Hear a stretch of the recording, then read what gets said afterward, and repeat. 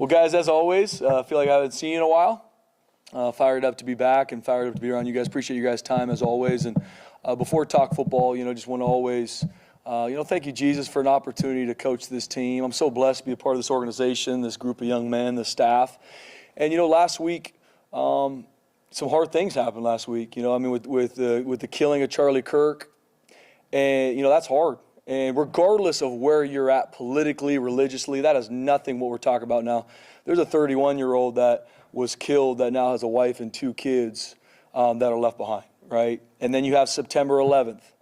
And even talk with our team about September 11th. That was 24 years ago. The majority of our team wasn't even alive when, terrorists attacked our country and thousands were killed. So it's one of those weeks that just reminds you as a coach, my heart goes out to Charlie Kirk's wife and his kids. And like I said, regardless where you're at religiously, politically, it reminds you that we live in a fallen world, and reminds you that there's a lot of darkness and wickedness out there. And for me, as a head coach, that is what I'm called to do, is to build young men to be world changers and champions in a life that definitely needs more leaders, that desperately needs people to stand up for right. And that's what I'm called to do. And even what Martin Luther King said, darkness cannot drive back darkness, only light can do that. And that's what we want to be as a football program. We want to be a light on a hill. Yes, we need to win football games and championships and all that. That's what every college football coach, that's their job, no question, mine included. But I believe God's called me here to develop young men to be champions in life in a world that desperately needs leaders. And so had really good conversation with our team about that stuff last week, and excited to grow them. And that's what I'm honored to do every single day, is build young men to create a tomorrow that is better than yesterday, right? And that's what we're all called to do. So with that being said, stepping into Air Force, this is a huge opponent. We've battled them year in and year out, first conference game, and we know we're always going to get their best. Have yet to ever play Air Force and not absolutely get their best. Troy Calhoun's one of the best college football coaches in the country, been there for a long time, has been successful year in and year out. He's had a lot of really good continuity on their staff because of that. And we know we're going to get their absolute best. They're really hard to play at home, too. I know it's going to be a packed-out house. So, I can't say enough good things about Air Force and enough respect for Troy Calhoun and what he's been able to do. Obviously, offensively, Mike Thiessen's done, I think he's one of the best offensive minds in college football. Even seeing them evolve. Obviously, you have the triple option attack. Then they've got some different downhill gap schemes. They got perimeter schemes. They got a play action scheme that's really hard to defend. So they will always put you in conflict offensively. And that's honestly what I respect so much about this offense. They're not just calling plays. They are calling to attack you. And defensively, we have to do a great job playing with great discipline. We got to make sure we do our job consistently, because the second you don't, it's not going to be a 3-yard gain. It's going to be a touchdown. And that's what they've shown. They've shown to be very, very explosive year in and year out. And so we know our hands are full for us defensively, and that correlates their entire game. Defensively, they're going to be extremely sound. They do a really good job. They've got good personnel, and they're not going to beat themselves. They're going to find ways to create negative plays to get you behind the sticks. They do a good job taking the ball away, and they're going to be very, very sound. Got a lot of respect for what they do defensively, and no different special teams wise. They're going to be right. They're not going to make stupid mistakes. That's not what Air Force does, and I got the utmost respect for how they play this game. And so we know in all 3 phases they're going to be on the attack. And we've got to find a way to be on the attack in all 3 phases as well. We've got to find a way to win the game. Personnel-wise, they've got a lot of really good players. They've got a good group of guys coming back from last year. I think their offensive line, it was one of the best offensive line units we'll see all season. I think 21 offensively is an absolute matchup nightmare. And so, across the board, they're going to have guys that we got to be able to defend. And then defensively, like I said, across the board, just a very sound group, and they're going to find ways to put us in conflict offensively and get us behind the chain. So we got our work cut out for us. Really excited to get into conference play, and we're on the road. Obviously, the first game we had in the season was on the road. We didn't handle that right, so excited for us to get another shot to go on the road and find a way to win against a really, really good conference opponent. So last week was good for our team. Through 2, it's really kind of funky having a bye week after 2 games. We had it last year. But still continuing to figure out more and more about our team, right? I love this team.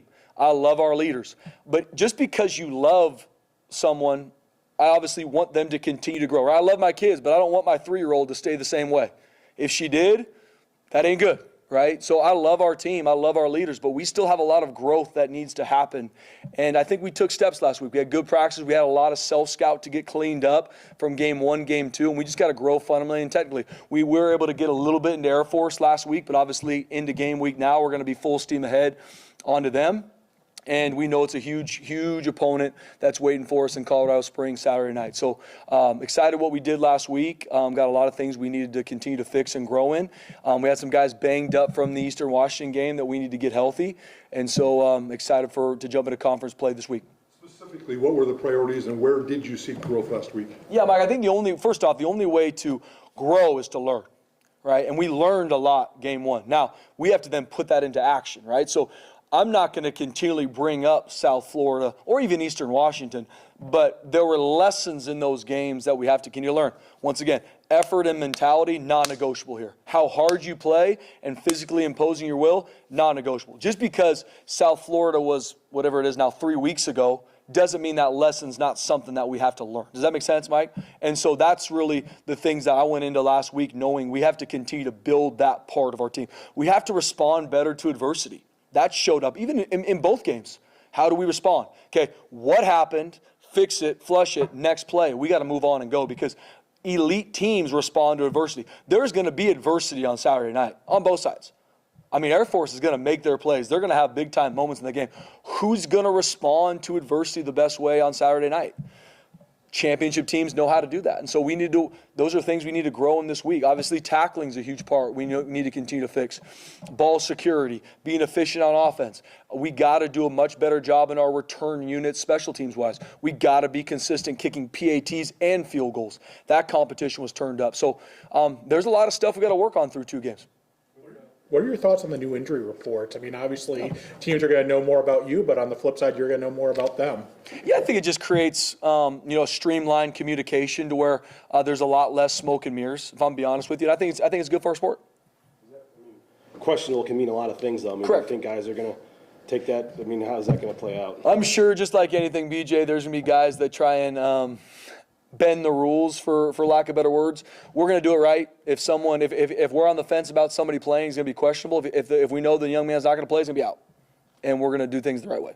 With Air Force, I mean, I know some of it was because they were losing to Utah State, but they've got 32 pass attempts in 2 games. I mean, what are you seeing? I mean, some of those receivers were making some pretty nice catches. Yeah, they were. I mean, I think sometimes maybe a fan's perspective is triple option means they're going to run the ball every single play, which obviously they do a very, very good job running the football. But quarterback-wise and receiver-wise, they're talented. Their offensive line is one of the best offensive line units I think they've had in a long time. And so, I mean, they're going to be explosive passing the football. Now, I think the Utah State game, especially in the fourth quarter, maybe throws off some of those things. But the second you start losing your eyes and you start just running down to stop the run, they will be extremely explosive throwing the football. And even in the Utah State game, you see it. Utah State knows they're going to throw the football. Air Force throws the football and is explosive doing it. So, like I said, I think the world of Mike Thiessen, Trey Calhoun, what they do offensively. I mean, they're always evolving, finding new wrinkles and ways to attack a defense. And we know they're going to have their stuff for us. I don't know what that is, but they're going to have their package to attack us. You use 2 quarterbacks. What are the biggest differences between the 2? Yeah, I think 11 and 9 both have really good skill sets. And both do things better than the other. I mean, I think number 11, I mean, you see some of the throws he made in that game. There's some big-time throws. I mean, and he is ripping it.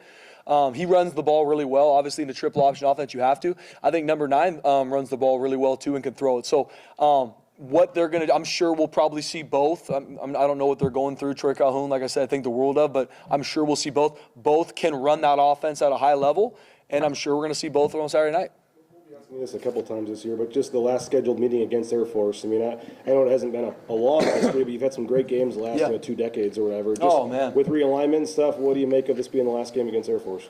Yeah, BJ. I mean, you look at. I mean, and I'm going to talk with our team because I mean, I talked to. I mean, even with our squad now, I mean, there's only a handful of guys that have ever started against Air Force. Right? Didn't play them last year.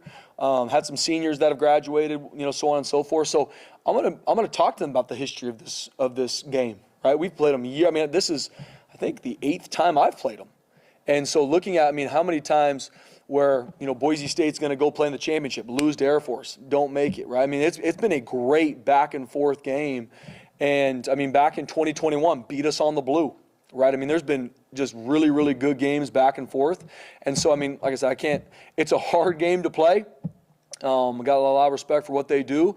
I'm sure we'll find a way through scheduling at some point to see him here in the future at some point, but especially changing conferences is not going to be in the near future. And so, and right now for us, I don't get into too much of that with our team, BJ. Like, this is the last time. I mean, last year it wasn't like this is the last time we're playing Wyoming. It was like we're playing Wyoming now, and we're going to focus on that. No different for our team. We're playing Air Force now, and get your mind right. For people that don't know, what makes the triple option so difficult to scheme against defensively? Yeah, first off, they put you in conflict, right? Because the triple option attack, you've got to tackle the dive, you have the quarterback running threat, and then you have the pitch, right? That's where the triple comes into effect.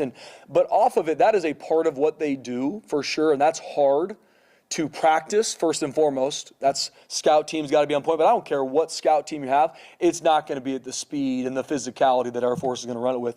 But they have so many good answers off of it. So many different run schemes, pass schemes, reverses. I mean, if you overplay a run, you're getting reversed out the backside. They got double passes. So they put you in conflict. And the second you don't have great eye control, the second you're not fitting exactly where you should be, it is going to be an explosive for them. They're not going to miss that. I've never seen Air Force ever like, oh, they should have came back to that play, and they never did. They're coming back to it. You watch the game on Saturday night. If they get an explosive play, you will see it real soon because they know how they're going to attack you. They're going to attack you until you fix it. And that's why I told our defensive staff, like, this is the game that we got to make sure we have answers. We got to make sure, and the physical fight is not just the defensive line, which that is an absolute bloodbath inside, for sure. But it's physicality, the whole 53 and a third, right? It's a big corner game. Our corner's got to be ready to come up and tackle or it ain't going to work.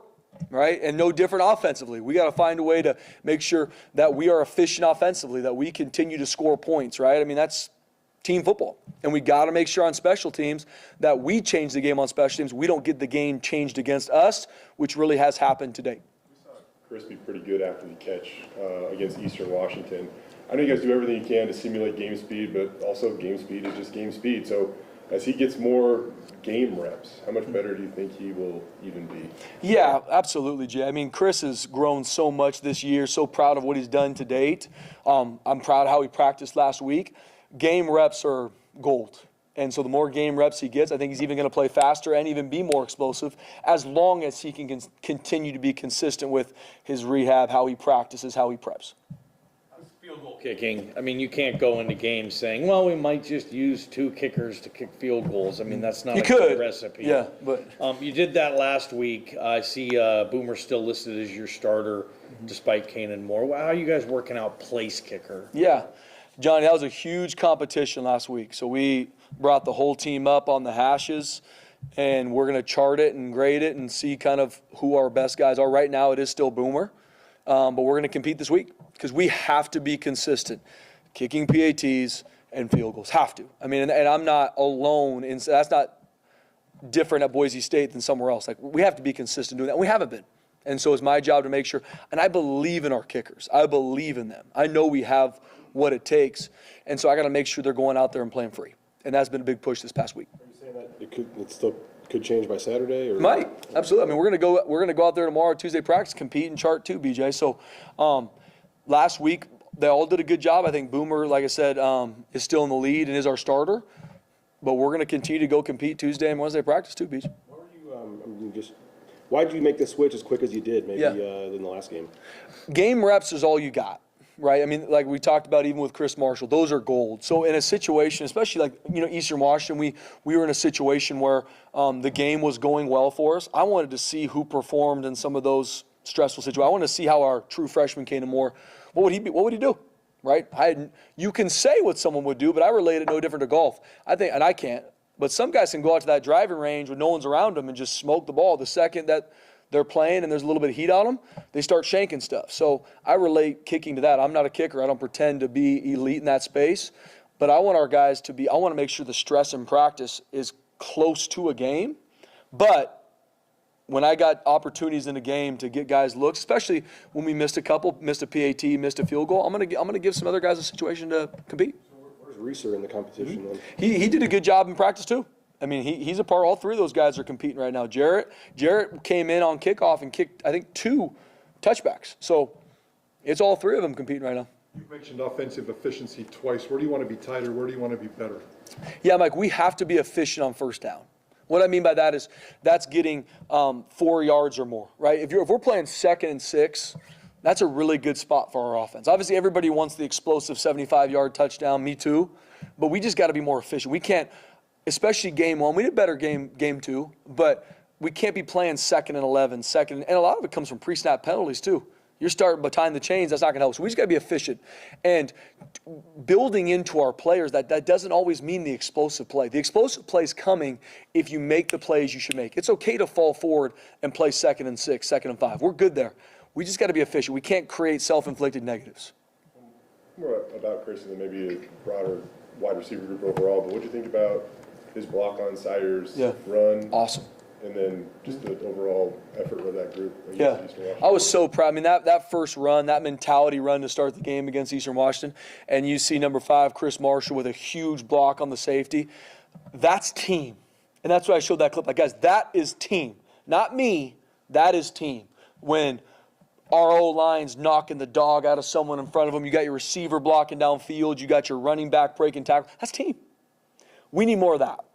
We need a lot more of that in all 3 phases to become the championship team I believe we can be. If it becomes me where it's like, well, I'm not going to make that block because I haven't gotten the ball, or those things start creeping in, we're not going to be successful. And so really exciting to see those plays in the last game we played. We need a lot more of that, though. Jaden Mickey, how much have you seen just the way he played? How much have you seen that fire him up this last week? Yeah, man, I'm really proud of how Jaden Mickey played game 2. With his urgency, his consistency. There's still some stuff on film. There's a couple different coverage reps that we got to clean up technique-wise. But I like his mentality. I like how he comes to work every day. I love how he preps. Very, very smart football player. I mean, he understands defensive play. He understands adjustments. He understands leverage. And he had a really good week of practice last week. And Devon Banks, guys, is not completely out of this, man. I got to continue to grow him. I know his heart is for this team. His heart is to become the best version of himself, and I believe he's going to continue to grow. But Jaden Mickey's played really well, and he's earned that right. When you recruited him out of the portal, what was kind of the biggest things you learned about him? Yeah, I remember we recruited him out of high school, and so I got to know him really well coming out of high school, and then obviously getting back to know him when he was in the portal, leaving Notre Dame. And he's a phenomenal young man. I mean, and I say that a lot about our guys because I believe that is our team, and loves football, about the team, not about what can you do for me? How can I come help the team? I want to join a team where I can have a huge impact, and especially not early enrolling because he graduated. I mean, when you enroll in the summertime, it's like drinking out of a fire hose. It's coming on you quick, and he did a great job through fall camp and obviously started game 2 and did a great job. How's Breezy's health coming along? He's little by little. I don't know when Breezy's going to be back, hopefully here soon. But right now, he was not able to practice last week. With Dylan Riley, I mean, I know he's kind of 3rd on the depth chart, and some of his carries have come in, I don't want to say mop-up duty, but just when maybe not when the game's on the line. But how do you kind of weigh what he's doing? And he's your leading rusher through 2 games. I mean, how do you keep finding ways to get him the ball? Yeah, Beej. I mean, Dylan Riley, I start crying talking about him because he's just what he's been through. And not just what he's been through, but, guys, he has been unwavering with his team. And to your point, BJ, I'm sure there might be moments where he's like, man, I'm the 3rd running back, but I'm doing a really good job. I've never felt that one bit from him. Hey, coach, how many times does he come in my office and ask for more carries? Never. Now, he's an elite competitor. You better believe he wants to be a starter and be that's who he is. But he is a team-first guy, and we're going to continue to give him more carries because he's earned it. I mean, regardless when he's gotten his reps in the game, he's been very explosive when he's touched the ball. He's broken tackles, and the team is all about Dylan Riley. So him, Sire Gaines, Malik Sherrod, I mean, we got to continue as an offense to figure out how we're going to work this out in a good way. Very few of us kind of know what he's went through and what he's been going through. Yeah. I mean, how do you kind of put that in perspective? Just what he's dealt with and how he's been able to kind of still do what he's done on the field. Yeah. I mean, by the grace of God, I have not lost my dad. I don't know what that's even. I can't even begin to understand what that would feel like. I mean, me and my dad are very close. My dad is 79, and he's a huge part of my life. And Dylan's dad, Willie, phenomenal man. He did a great job with Dylan. And when you lose your dad, regardless, suddenly, disease, like regardless, his dad is not here anymore. And seeing Dylan and his family, his mom's a rock star, like, that's hard. I can't even imagine the pain, the sorrow, the grief that he went through this summer and continue to. I mean, I remember his dad had tickets to go to every game. He ain't there. Can't imagine. And seeing him unwaver as a team, never been late to anything, hasn't taken practice off because of anything. And I would be, if he said, Coach, I can't practice, I'd be like, I get it, brother. Never once. Didn't miss a workout, right? Obviously took time when it first happened to go home and be with his family. But since he's been back, I had the utmost, I did even prior to, because he's a phenomenal kid, but I have the utmost respect for that young man and support him through the roof.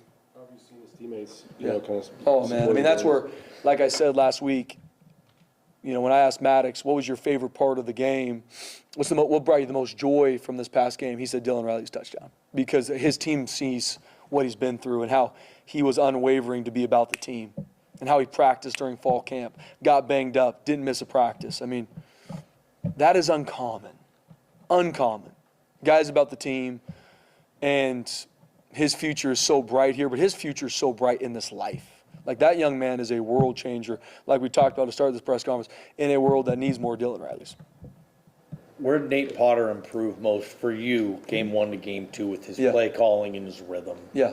I think just like anything, players, coaches, the more reps you get, the better you become, as long as you can continue to learn and grow, right, Johnny? So, I mean, game 1 was Coach Potter's first game as an offensive coordinator, and just like anything, losses, not playing well, get put on coaches or players, but there's a lot more to the story, right? And there were some things for sure, game 1, we had to be better at offensively, and we grew a lot from game 1 to game 2. I believe Coach Potter continues to understand fully who we are as an offense, right? We are going to run the football offensively.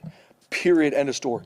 We are going to have play action shots off of these runs, and we're going to be a drop back team in that order, right? That's who we are. That's who we're built for, and continuing to build that into our team and not losing the effort and mentality that you play with, right? Anybody can sit on this whiteboard and drop really cool offensive plays. Oh, look at this really cool motion but what comes to life is the effort and the physicality you bring to it. Like, that's it. And I think the world of Coach Potter, like I said, he's one of the best offensive minds, teachers in the country. Yes, do we play good offensively game 1? Absolutely we didn't, and I take full responsibility. As I know Nate and the rest of our offensive staff does. Grew to game 2, and I know we're even going to grow more into game 3. That's right. Yeah, you said the week early bye is a little awkward. I know you're all about having the best plan to prepare for everything, though. So off days are valuable. What did you want to see out of your guys, to maybe take advantage of an off day or two? Yeah. I believe life is all about balance. And we had some really good practices last week, some good weight room sessions, some good meetings to look at games 1 and 2 and how we can improve. And then, go out on the practice field and do it. But then this past weekend, I had them have the weekend off. Like, guys, go spend time with your family. If you're not going home, you're here. Enjoy Boise. Watch some football. I had them this morning. I met with our leadership. What are some things you saw watching college football? Like, what are some things that came up? I believe in balance. I believe in balance for these young men. I believe I want them to have a lot of joy playing this game. Not, all right, we're back to football. No, man, enjoy every bit of being a part of this team. Enjoy every bit of coming in this building. And I felt that today from them. You had a couple days off. It's like, man, Coach, can't wait to be around you again. And that's bringing that into, especially, I think we got 7 or 8 games in a row. I got to find a way to make sure we create that even on this 8-game stretch. So nobody assumed their seat was here for them when they got back? Yeah, correct. I can promise you that, yes. I know you had a lot of different games to watch, Air Force, whatever, but did you watch the end of the Notre Dame game? I did, yeah. Thinking about you in that stadium in a couple weeks? Or? I did, man. I was able to watch. That's right around bedtime for little Rosie and Eleanor. So that's all hands on deck. But was able to watch a little bit of the end of that game, which was a crazy ending, 4th and goal, touchdown. Thank the world of Notre Dame. Excited to play them when we get to that point. Was able to watch the Georgia Tech Clemson game. What other games? Well, I watched obviously the Utah State Air Force game. Watched a little bit of the Minnesota Cal game. But I usually catch about 3 minutes, and then I got to go outside. No, get to go outside and watch them ride bikes and color chalk. And so it's a blessing, though, man. I mean, especially as a coach, like, I don't know the next time that I'm going to get a day off like that with our kids, right? So I got to be really intentional. My wife, Rachel, does a phenomenal job. It was awesome to be able to go to church yesterday, just get time with our family. I'm excited to be back at it. Effort and mentality, you obviously preach that. It's non-negotiable here. How much have you seen that continue to grow during the bye week, too? I am proud of how we've grown that to this point. Are we where we need to be with our effort and our mentality? I'm crazy to say we are, but I really believe that our guys understand why it matters, right? To your point, Mike, learning from game one. Like, I don't need to tell them, hey, guys, if you don't play hard and you don't play with mentality, it's going to hurt you if we're just blowing teams out. Well, we got punched in the mouth game one, and there's some points even game two that we didn't play our best. So that is the foundation we build everything on, is how hard we play and if we can physically impose our will in all three phases. That's us. And the second we lose that, we have nothing here. And so making sure our players see that, and you do that in practice. And I think we did a good job last week in practice. Now we got to continue to follow it up this week. You guys are 28-1 over the last 29 bye weeks. You haven't been around for all of those, but is there a blueprint, a system, like how the program does that well, coming off getting an extra week for an opponent? Yeah. Good question, Johnny. I don't know. I did not know. That's a crazy stat. I did not know that. I think each week's a new week. I think every your team grows, has to continue to grow as the season progresses. I mean, you look at college football, there's going to be teams right now that are ranked in the top 25, and then in 3 weeks are not. And then teams that aren't ranked will be ranked, right? Because it's the ebb and flow of a season. The ebb and flow, especially when you get into conference play. So for us in a bye week, what I believe in, and I'm not saying this is the perfect plan, I believe in making sure you self-scout yourself. Like, what are we calling? Why are we using it? What are some fundamentals, techniques we're missing? And then having a really good conversation about our personnel. Are we using our best players? Or is there a player somewhere that has practiced really well and we just missed him? I don't think we did, but let's go through every single name of our team. Like, who are they in the right spot? And so really take time to do that. And then obviously getting a jump on the opponent you're going to see. Thanks, Bill. Thanks, Bells. Thank you.